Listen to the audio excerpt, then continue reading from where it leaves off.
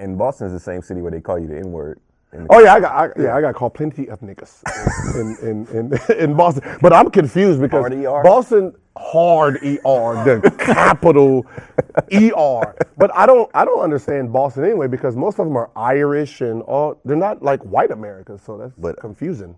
People in Irish are very racist from what I've heard over the years, right? Yeah. No, yes, maybe. I mean, Allegedly. Boston's a very racist, historically a very racist town. So are we really surprised that this got sent out? No, not at all. I'm not. But I'm just saying, Hashtag Boston. But I'm just saying, just knowing Black History Month, this makes plenty of sense if you know the history that it wasn't even Black history didn't have nothing to do with Black history. There's nothing in February that has anything to do with Black history. Look, I don't really have much of a follow there. That's what I'm saying. So Black history should it's American history, people. It's American history. I'm just an American. It's like what you said yesterday when we talking about the Celtics. Give it to the black man. Yeah. Just Is Boston really the most racist NBA town? yeah. Yeah.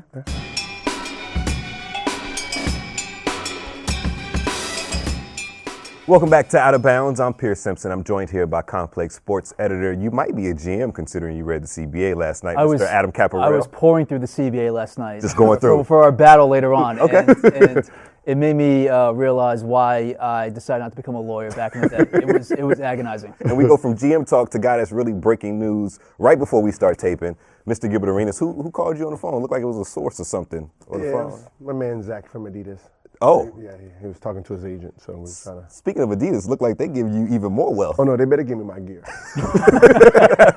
Because you're not playing no games. No, I mean, hey, if Derrick Rose can get gear with the shit he doing, I can get some gear. So this might be a perfect segue considering the color that you have on is very coke white, and you have some details of a picture that might be moving bricks. On the day that pitchers and catchers report to spring training, it pains me that we're going to start things off by talking about a former pitcher that got arrested for transporting 20 kilos of cocaine. If you guys missed this, the former Major League pitcher Esteban Loaiza, who is the second winningest pitcher from Mexico in Major League history, was cuffed on suspicion of trafficking drugs after packages containing a white substance, powder believed to be cocaine, were found at the home that he rented in Southern California.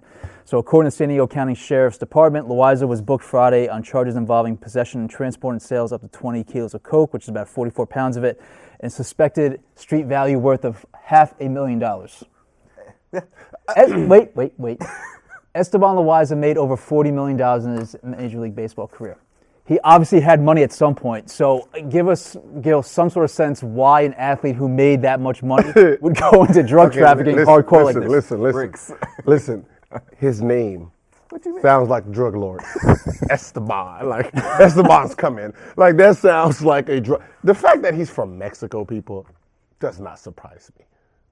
That's not okay, the fact that he's from Mexico doesn't surprise you. I'm confused at where you're getting at. Yeah, where are you going with all this? All the cocaine drug lords are in Mexico. What are you talking about? Hey, but we can't say that, Gil. You could say that. That's Colombia. Huh? What about Pablo Escobar? It comes down through the. I'm not gonna tell you how it comes down. Like your sources. They don't go to Miami no more. It goes to Mexico. Let's just say that. But oh man. But I'm sure that because of his ties to the Mexicans in Mexico, that he will have easier access than everyone else to get quantities of coke. Okay, so I don't want to. I'm not that curious about the access. I'm curious about the why and the reason. So, is it just a competition thing, or is it just like a straight up? Is he maybe just broke and needed cash? Like, no, I mean, why would a guy that made that much money? He made $43.7 million during his MLB career. Because that's what I'm saying. If you grew up in the streets, and obviously Mexico is all streets, and you grew up in the streets, most of your friends you grew up with went other ways, and most likely he had friends that probably went that way. So when he's done, it's like, hey, we need to, If you grew out of poverty, maybe going back. Yeah, go back. Because now he has the money to do whatever he wants, so he can go buy, fucking 40 kilos or 20 kilos at one given time. Yeah. I'm trying to unpack everything that Gilbert has said throughout this segment so far. You sound like Donald Trump a little bit. He's like, he's from Mexico, so obviously. No, I'm just saying that's usually how rich athletes get back into the connection, the ties. It's the ties and connection, going back to their friends, the friends coming in, and you're like, let's go. Yeah. I'm just because you got the money, so someone be like, yo, hey, it's gonna cost me 100 kilos. It's always. But you would- I can flip this for you. You give me 20. I can flip it for you. But if you're a high-profile athlete, like, isn't that going to make you an easier mark per se? Like, people know you and can attract more attention to yourself. It So can why work would you either wait way. into that trafficking? It can go either way. I mean, because I'm a high marked athlete, I can get to it easier. So I can say, oh, here's $1 million. Boom, let's go. We're gonna flip this quarter key, turn it into an ounce. We're gonna turn this ounce into a. It's. You sound like Pusha T. Hey, Right? right, exactly. So when players are talking about they lost money on an investment, where a friend said they would flip money, is that usually a drug transaction that's just masked as an investment? Probably. Yeah. Look, listen. I made $20 million plus every year. Humble brag. You couldn't tell me to do shit. Okay? You couldn't tell me to do shit. There was nobody I was listening to out there, okay? My money was guaranteed. You couldn't tell me to come and practice on time, let alone push some weight. That's very real. I mean, this isn't anything new in professional sports. We've seen people, especially NFL players over the years, of recent memory. Jamal Lewis back in 2004 got caught up with some cocaine. Travis Henry in 2011 in Colorado. Most notably, Sam Hurd, former wide receiver for the Dallas Cowboys. I believe he tried to purchase over 1,000 pounds of weed and 20 pounds worth of cocaine, allegedly, if I'm not, to an undercover officer. Woo, he was big boy. Yeah. And Nate Newton too. I mean, he got caught transporting hundreds of pounds of marijuana back in the day and served 2.5 years in prison for it. So, Yes, those Cowboys teams were something They else. were- I don't understand that part. Like, What? if you're the one with the money, why are you actually moving? Trying to get more money, I suppose. But why are you He moving? said The so. shit Nate, you I have- think Nate Newton back in the day said that he said, "quote I've always been competitive. I was always been into sports, and I couldn't see myself not being the biggest dope man. So it was like more of a competition thing for him when he got done playing ball." That's Oh, hilarious. you want to be the biggest dope man. Yeah. Got it. That never makes sense. to me. Never I don't crossed my mind. Yeah, I don't understand how competition translates to me moving in. I don't. potentially getting whatever murdered. floats your boat in retirement. I guess. I guess back then, dope dealers was making more money than NFL players. In the 90s? Yeah, I'm sure. Listen, Some NFL players probably, yeah.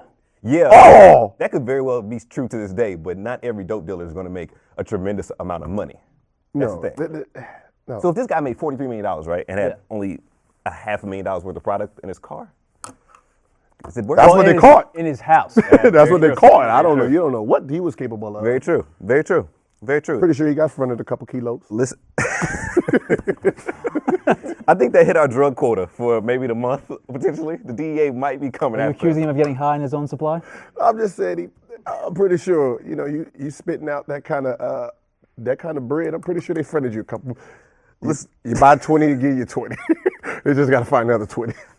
Shout out to our producers because we're kind of still on like the drug talk allegedly because we're talking about Johnny Manziel, former NFL draft pick of the Cleveland Browns, who recently came out to Good Morning America during an interview and said that he was diagnosed with bipolar disorder and that he's taking medication for it. His quote was, "At the end of the day, I can't help that my wires are a little bit differently crossed than yours. I can't help my mental makeup or the way that I was created. But I know if I stay on these meds and I continue to do what I'm doing right now, I think my dad, my mom, I think girlfriend would all agree they see a drastic change." Johnny also alluded to using alcohol to help self-medicate throughout his struggles throughout the NFL and with teammates and at A&M or whatever. But Gil, I asked the question to you, are we buying Johnny Manziel's bipolar designation or do you think this is You know PR what's so stuff? funny about his bipolarism? Okay. That's, I'm pretty sure that's a word. And you just add ism. I don't know if to that's it. If you just add ism to it. I don't know if that's a clinical term. okay. Guess what, Johnny? What's up? The NFL has bipolarism too, right? As far as the league itself? At first they wanted you, now they don't. Get it going, nigga. Nobody wants you no more. It's over for you, okay? Nobody care about you being bipolar. Really? Bipolar? Is that the one you're gonna use? I'm bipolar. No. I mean, you're Get joking. the fuck out of here. Nobody give a fuck about you. We're being joking around How about it, but like, uncomfortable he got just he's now. no, but like, you're kind of serious though. Like, I guess you should applaud Johnny Manziel for being honest about this shit. Like, it's. I'm bipolar. Well, both you niggas is gone. Well, no, yeah, but that's like the kiss Get of death outta for the here. NFL. You think some GM's gonna pick a bipolar quarterback? Here's the thing, we've seen plenty of players that were diagnosed with bipolar disorder in the league. We haven't really seen a quarterback that was diagnosed with bipolar disorder. A person that comes to my mind is Alonzo Spellman from the 1990s, defensive lineman. But Johnny also continued, said, "I don't know what my comeback will be, but I know I want to get back on the football field to what brought me so much joy in life. It makes me happy. It makes me happy doing it as my job." He better do what I do. Was that? He just better go to Madden, put himself in just like I do in NBA 2K. I just add myself in and I'm in there. Like them dudes that time, he training to go overseas. Yeah. 'Cause that's the only time he gonna touch that field. They were, I mean, he's. I mean, you're almost like blacklisting yourself by going out and doing this. Like he's trying to do, the comeback trail and do the, the TV interviews and be really honest about that, which again I said was awesome. But like, you're kind of flaming yourself in the eyes of the NFL, where they pick apart you to so many different degrees, and you're already bad enough as it was with the Browns. Yeah. Like, you having this mental issue is going to make even, talent evaluators and GMs even more psychotic about all your makeup and what you bring to the table. So there's no way in hell that they're going to trust a guy that has these kind of issues on top of all the other shit he's had in the past. So it's just like, Johnny wants to make an NFL comeback, and like, again, applaud him for being honest in this interview, but like, you're just further sabotaging your chances of getting into the NFL by doing this. Just a fucking trick he decided he wanted to use. Yeah. I'm bipolar. So the dude that was doing all the drugs and all that wasn't me. This is me now. So he was self-medicating. It kind of reminds me of the situation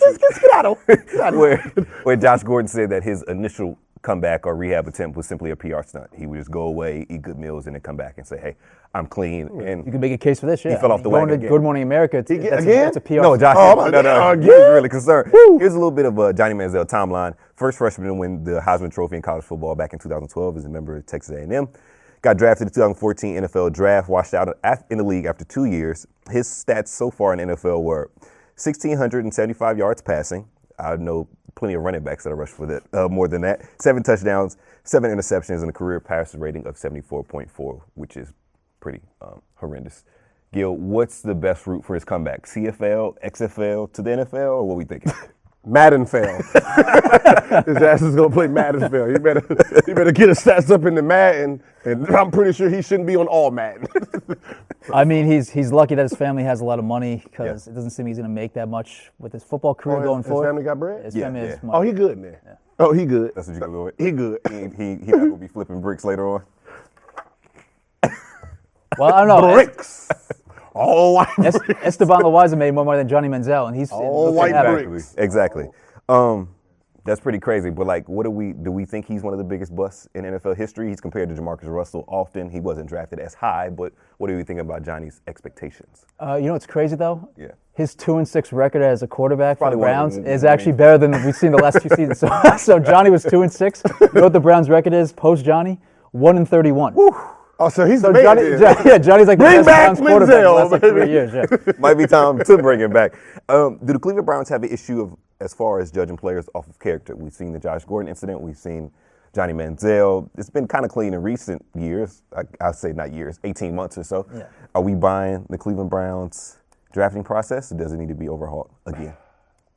They need to move the team again. Just That's what you clean think? slate, just get out of Cleveland again. It's just a continued mess. I just think they're just picking it from a movie. We're just going to get all the badasses we can possibly get on one team. Like this is the 86 Bears, 85 Bears. We're just going to pick all badasses and just see what happens. Nah, that doesn't work no more. I'm curious how the NFL, like, if they get asked for comment and spin this about, like, being more into mental health when you guys barely give a shit about concussions. Yeah, they definitely. Like, do you think they give two? You think they give two shits about some of the bipolar disorder, some other mental health issues? Not at all. Yeah. Not at all. No. The fuck on. Yeah. That's do the sound effect here. Depending on who you ask, speaking of mental health issues, we have another, that's a good segue. Another person in the news, because LaVar Ball gave the Los Angeles Lakers an ultimatum, and we're going to ask the crew here whether his ultimatum is fair or foul. Fellas, your man LaVar Ball reportedly offered the Los Angeles Lakers an ultimatum that they might have a hard time refusing. He told a Lithuanian basketball reporter yesterday, he said, "I want all my 3 boys to play for the Lakers, but if that does not happen, I'm telling you the story what's going to happen first. If they don't take Jello this year, I'll bring back Jello here to play with Melo 2 years. Lonzo will be on his 3rd year, and I want to let every NBA team know that Lonzo is not going to re-sign with the Lakers, but will go to any team that would take all 3 of my boys. That's my plan." As you can tell, I could barely keep a straight face with that one. Gil, is the ultimatum that LaVar gave to the Lakers fair or foul? It's fair nor foul because it's It's psychotic. it's stupid. Yeah. It's first of all, the timeline sounds amazing until he realizes that when your son's 3rd year, if the Lakers pick up his option, exactly, you can't do shit. Okay, so that stops the plan right there, and the fact that all 3 of his sons He's getting frustrated. are point guards, makes it kind of hard for one team to pick all three of them up. You're calling Jello a point guard? No. He's in the point guard body. He's a 6'5" power forward, small forward, but he is the smallest side of the group now because LaMelo is about 6'6" now. Because if you look at all the pictures, he's taller than Jello. So the fact that you have three NBA-sized guards all going to the same team is unrealistic. Yeah, it's not. It's like he's trying to sell you a poo-poo platter, and we all know there's always one dish no one wants to eat, and that's the Jello. No one wants that one. Again, I can test that Jello should be a defensive end, but aside from that, is it fair or foul Alonzo's career that LaVar is making these type of ultimatums to the Los Angeles Lakers? I mean, it's foul on a number of different levels. I hope at some point Lonzo has the strength to just, kind of secede from his father in some way, shape, or form, because, he has some skill sets. He has legitimate, he has the ability to be a decent NBA guard. I think you can't deny me on that. Decent, yeah. Yes, But decent. So that means you can have a 10-year NBA career. But your father sabotaged overall pick. Yeah, I mean, it's a That's right, but that happens. But we've seen number 1, number 2 picks flame out of the NBA in 3 years. Lonzo has the ability to be a guard in the NBA for 10 to 12 years. That's a very good NBA career. Is he better than Ricky Rubio was? You can argue that, but I'm saying, but again, does he have the ability to be in the NBA for a decade? Sure. Yeah. Yeah, that's a good NBA career. Yeah. So your father stirring up the shit constantly and putting himself into other people's business is just further hurting yourself in the eyes of everyone else. So it's like, step away from your father at some point for the sake of your long-term career, because the more your father talks, the worse off you look and the worse you're going to be going long-term. But I love how he keeps throwing Jello under the bus, because one of his quotes says, "You don't have to give Jello $15 million. Give him $1 million for 3 years. We'll take it, because they make so much money off the court, they lose spare change." He referred to his sons as Royal Flush, and the original Big Three. Why does Jello have to take the bullet? If I'm the middle child, I'm like, well, I got to take less money. I just don't. I mean, I understand what he's trying to do, but he doesn't really it's not like it's a guard or forward in the center where I'm not going to take fucking 3 guards. I'm sorry. I'm going to take Zoe, and I'm pretty sure the youngest one is going to be the best one. Probably. He has a better skill set, and he has a better. He's the most athletic too. I mean, he has skill sets that other guys don't. Zoe is the most athletic one at this moment in time, but the flashy one has the most upside. Yes, because he's a natural scorer. He's flashier. So if they're both on the same team, and I'm a GM. One has to start, one has to get benched since they both play the same position. Are we jumping the gun quite a bit? No, I'm just saying if it happens, because the only way it happens is there's zero chance this no, happens. it's zero chance. It's a zero chance. But if Jello is not getting drafted, so he could end up on the Lakers. He's not going to get drafted. LaMelo is the wild card, because at the end of the day, he's coming from overseas. If he doesn't enter the draft, the question is, can he actually not enter the draft and become a free agent and just sign with the Lakers? I don't think he can. Again, studying the CBA last night and trying to figure out in the most succinct way possible of how Melo could do this and go kind of around the CBA and get into the NBA as a free agent before his age 22 season as an international player. 22 is not on his requirement. It's his draft class. He's in his draft class. So it's basically 2 years from now he can enter the draft. He's not 22. But they're not. But again, is the NBA going to designate him as an American or no? He's an American. He can enter. But the problem is, if he wants to be a free agent, he has to enter himself into the draft, and then if he doesn't get drafted, but see, that's what's not actually clear yet, because it hasn't happened, because everybody wants to be drafted. So since everybody wants to be drafted, everyone enters their name into the draft. There's not been a player that says, "What do I care about the draft for? I can just skip the draft, don't enter my name." And then say, hey, I'm a free agent now after everyone's been drafted. Go to the Lakers and say, hey, yeah, 4-year, $20 million. So no one's done it. So I don't know if this is a loophole where he can actually pull it off. They're trying to set a precedent for sure, yeah, but it's like it seems far-fetched right now. And Melo wouldn't be eligible to what? I think the 2020 season? I think it's 2020 season, yeah. It still seems far-fetched that they would still be able to circumvent all the norms and the articles of the CBA to get himself a free agent at 19. But because it hasn't happened yet, I don't know. Like if LeBron said, all right, I'm coming into the NBA, but I'm not going to enter my name into the draft, right? And then once the draft is picked, he says, all right, I'm coming in the NBA as a free agent. Does he fall under the rookie scale? Like that's what I'm saying. It hasn't happened, so there's no true rule for it. But let's reel it in a little bit, right? Are we jumping the gun too much because he said that Lonzo won't resign, considering how Lonzo's played at this point and the rumors of the Lakers trying to get a free agent? Will he even be with the Lakers next season? No. I mean, next season, I say next season, yeah, but I mean, going who forward. knows? You got to remember, 2 years, on his third season, the Lakers can pick up his option. It's the Lakers' option, not his option. So they can pick it up, and Lonzo has no say-so in it. Yeah. But no one's that dumb to pick three-sized guards. Yeah. Like, I'm not going to pick three of the same position. When GM LeBron comes into LA next year, he needs to remake the roster in his eyes for a title run. I don't know if Lonzo's going to fall into his. No, he's not going to fall in. But I'm just saying, just the realistic of all three of them are the same size. Well, the family, yeah, but I'm not going to pick three. You're picking the three of the same player. Again, if going forward, Lonzo's future with the Lakers, if LaVar Ball is going to be talking wild like this consistently, and when is he ever going to stop? Because he hasn't. But why the hell do they want to keep putting up with this stuff? And he's not a GOAT type of talent. No. Like, he doesn't have the talent that possesses. He's not even this type of on his team. That possesses this type of demand. Like, I'm sorry. Yeah.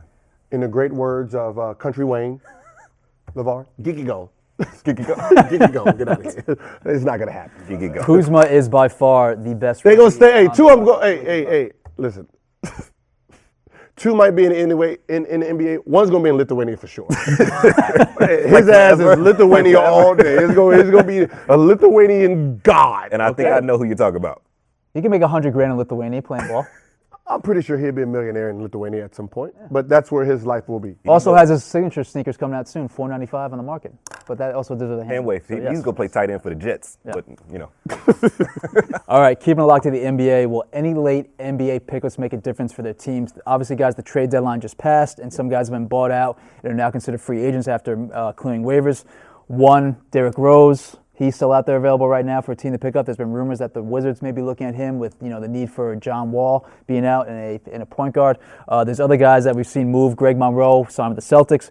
We saw the Jazz traded Joe Johnson to the Kings, and they bought him out. And now Joe Johnson is going to the Rockets. So a few guys floating around. Marco Bellinelli just signed with the Sixers after being released by the Hawks. So will any of those guys actually make a difference on the stretch run? And are there any free agents out there that potentially still could be brought into the mix that could make a difference for a team looking to make some noise in the playoffs? Right. You got your names? I got two names already. No, I think Joe Johnson is a hell of a pickup for Houston. You're talking about a guy who mid-range game is unreal, can hit the shot, can create, and is a fourth quarter player. Add that with James Harden. You have a fucking threat in the West. Jesus Christ, I don't know how he gets there. Like, that's fucking ridiculous. What that does for Houston that's kind of understated, Joe Johnson's at least 6'8", and he's been playing a lot of power forward at this point in his career, especially as he did in Utah. This allows Houston to play small ball even more. Chris at the 1, James at the 2, P.J. Tucker at the 3, Joe at the 4, Clint Capella at the 5. And you can that's what I said. Joe Johnson is one of those players where he can play ISO Joe. 1, 2, 3. Like, he's a mismatch problem. Yeah. And I don't know how Rockets got that. And with him, in between, like if it makes sense if fucking Cleveland got him. Yeah. It's fucking Rockets. What about the idea of Derrick Rose going to the Wizards? So about this 2012. So about Joe Johnson again. Are you serious? Like, I'm just asking you. I want your honest opinion. When they had the rumors of him going to play in Minnesota with Tibbs is going to play him like 42 minutes a night, and his leg's going to come off. Hey, Derrick Rose sucks, bro. Okay. It's over, all right? He's Johnny Manziel, man. He has mental issues. We're not at gonna this go point. there. I'm sorry. Like, I love Derrick Rose, but it's over. When you're mentally all over the place, there's nothing you're going to do on that basketball court that's going to change it. Like, you have to get your mental right first before you can translate that into basketball. But and his mental's done. Between him and Penny, I think we'll always look at those two players like what-if stories. Of course, no, but we talked about Derrick Rose last week with the sneaker deal, and he's going to keep limping onto NBA. Yeah, he's going to limp, like but that's the problem. I don't even know if it's limping for himself, but I'm pretty sure he's limping for his brother and his best friend. Yeah. Because that's the money that they're surviving on. So He's going to keep being pressured to play, but because he mentally is not there, he's not going to be no asset to anyone. Yeah. All right. Because it's not like when you see him play, he still has it, just mentally. Glimpses. There's glimpses. But now it's mental. I think he averaged 18 points with your Knicks last He did. There was times last year, especially early in the season, when the Knicks were actually playing well, and that kind of ceased after January. But like there were glimpses of like the old Derrick Rose, the slashing. You saw the athleticism. But I don't want to say he sucks. Just mentally, he's not there for him to be any threat to anyone at this point. Just don't go to Minnesota. What team, what teams need to do something at the trade deadline? We didn't get a chance to talk about this. What teams need to do something at the trade deadline that didn't do something and that you're disappointed they didn't make a move? Oh, the Memphis Grizzlies. When you have Tyreek Evans. No. Let me finish. I know that Let him get it out. They're not close to winning. Wait till you shade him. Wait till the entire they're in a answer. rebuilding phase.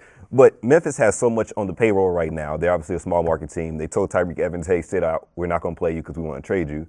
They don't trade him. He can walk away this offseason. You also have Marcus Gasol in your books. I believe he'll make like $20+ million next year.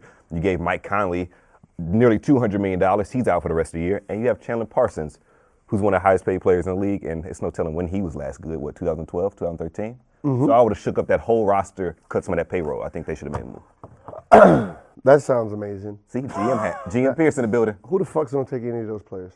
Tyreek Evans had value. Yeah, Tyreek has that, but the rest of them, no one. Cleveland's desperate enough. No one's dumb enough to take them big ass salaries. Cleveland took George Hill, who is owed $19 million. George Hill is a solid player. Marcus Gasol's not. He's all right. But I'm pretty sure he's not on the trade block. Now Chandler Parsons is the one you won't be able to get out of. Listen. Everyone who did something did it. Okay. Yeah.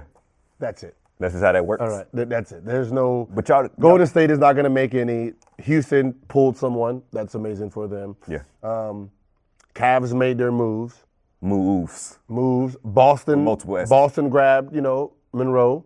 Off the free agent heap, but they didn't. They should have gone for somebody like Tyreek Evans to get them offensive help. Yeah, but I mean, you sure? But they have a million of them. But that's what I'm saying. So the 4 teams that's still fighting, who has a chance to be in the championship, made their moves. But the rest of them, who cares? But wouldn't you value Tyreek Evans over Greg Monroe?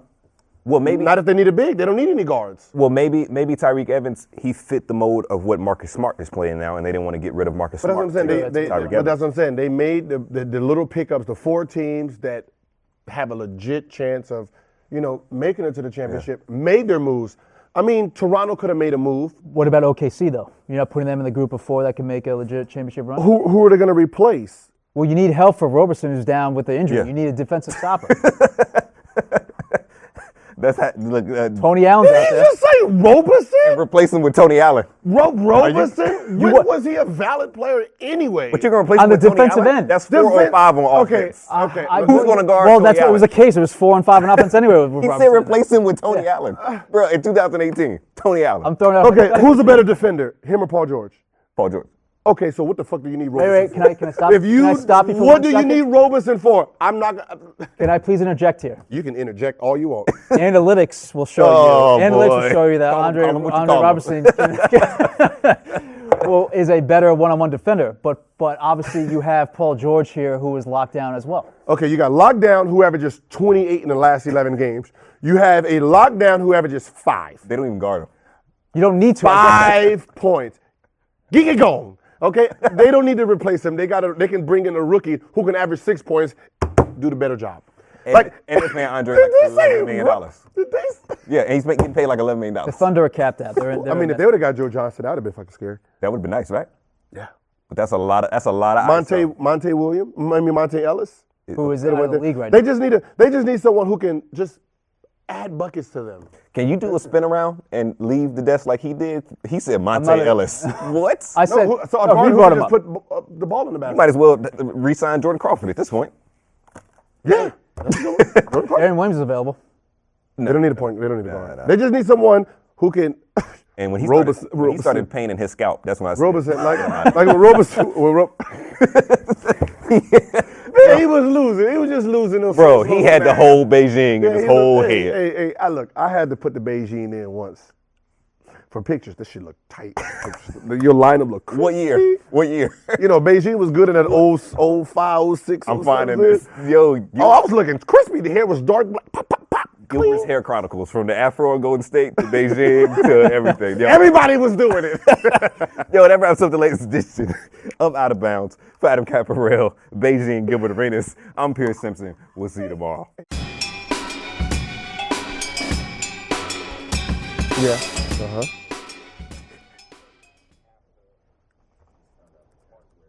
Something like that. He's really on the phone.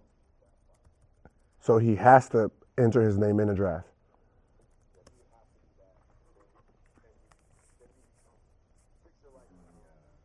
Adam Schefter?